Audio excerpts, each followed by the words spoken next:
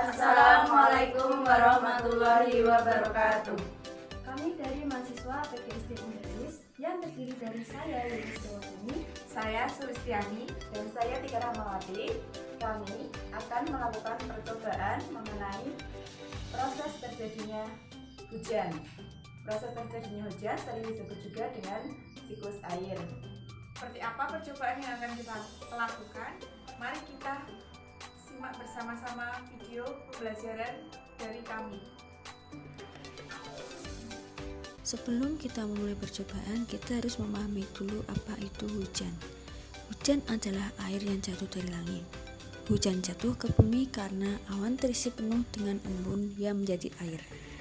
Air merupakan suatu zat yang sangat penting bagi kehidupan manusia. Nah, proses terjadinya hujan dimulai dari sinar matahari yang menyebabkan proses evaporasi. Kemudian di awan akan membentuk proses kondensasi dan membentuk embun, kemudian akan jatuh ke bumi melalui proses presipitasi. Bagaimana pembuktian dari teori tersebut? Mari kita buktikan bersama. Alat dan bahan yang digunakan, pertama ada wadah berukuran 40 x 60 cm berwarna bening, bisa terbuat dari kaca maupun plastik. Kemudian adalah plastik wrap yang berukuran 30 x 30 cm. Selanjutnya ada es batu. Kemudian ada dua mangkuk, yang satu berukuran kecil dan satu berukuran lebih besar. Selanjutnya ada pewarna makanan berwarna biru, dan yang terakhir adalah air hangat.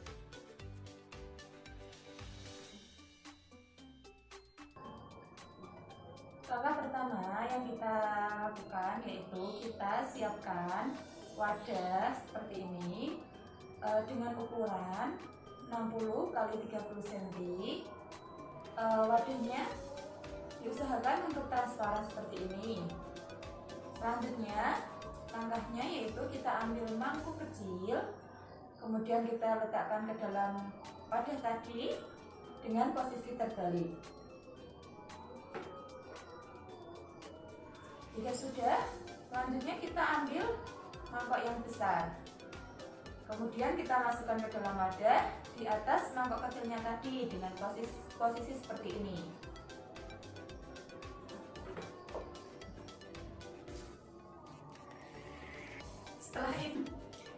Setelah itu, masukkan air panas ke dalam wadah yang sudah ada mangkoknya tadi.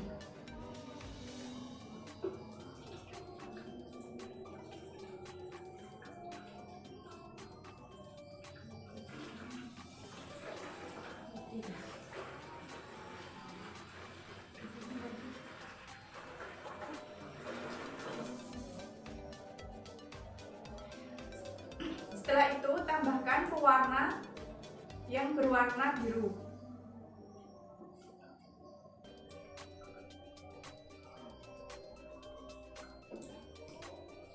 Aduk hingga pewarna larut dengan air.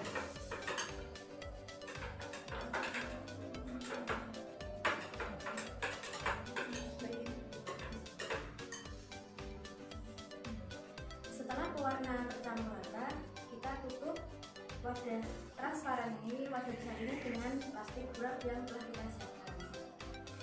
Usahakan saat menutupnya rapat dulu.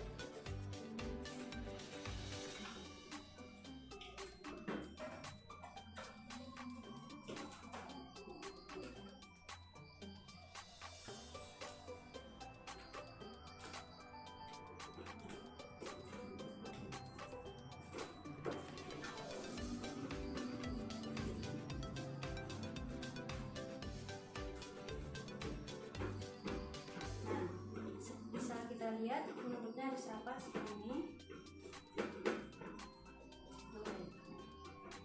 Kemudian setelah penutup rapat, kita letakkan es batu yang telah kita siapkan di atas plastik wrap yang menutup wadah transparan ini. Es batunya berjumlah 3 buah ya.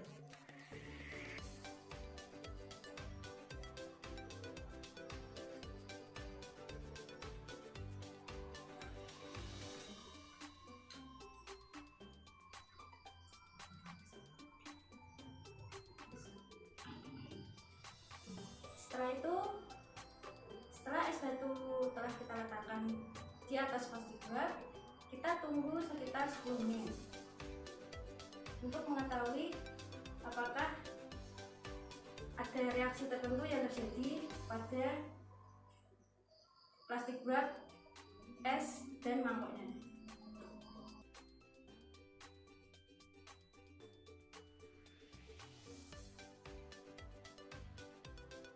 Setelah 10 menit, plastik wrap yang semula kering berubah menjadi memiliki titik-titik uap air. Nah, kemudian terdapat sebuah tetesan atau sebuah titik air yang menetes ke dalam mangkok.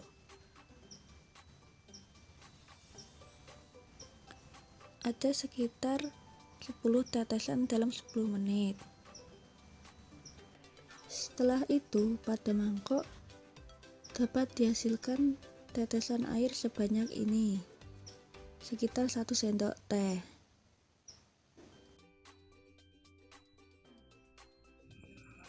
Apakah yang terjadi jika tidak ada es batu di percobaan tersebut? Jika tidak ada es batu pada percobaan tersebut, maka di percobaan tersebut tidak akan menghasilkan tetesan air yang kita ibaratkan sebagai tetesan air hujan. Karena pada percobaan tersebut es batu kita ibaratkan sebagai awan yang menampung uap air dari air lautnya.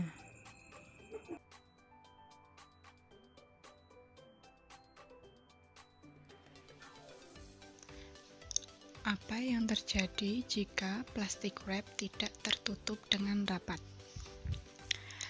Yang terjadi jika plastik wrap tidak tertutup dengan rapat, maka uap dari air panas akan keluar melalui lubang yang tidak tertutup, sehingga proses penguapan tidak sempurna dan air yang jatuh ke mangkok juga sedikit.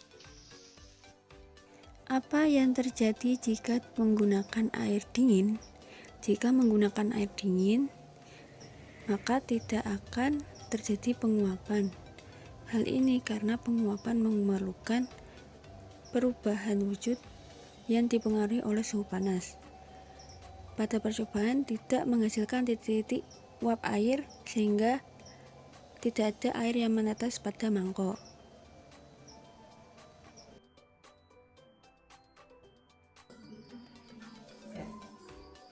Nah, dari percobaan yang telah kami lakukan, dapat kami simpulkan bahwa hujan sangat berkaitan erat dengan proses daur air, di mana yang pertama yaitu dari penguapan air laut yang dinamakan dengan evaporasi, kemudian menguap ke atmosfer dan mereka berkumpul membentuk awan yang biasa disebut dengan kondensasi.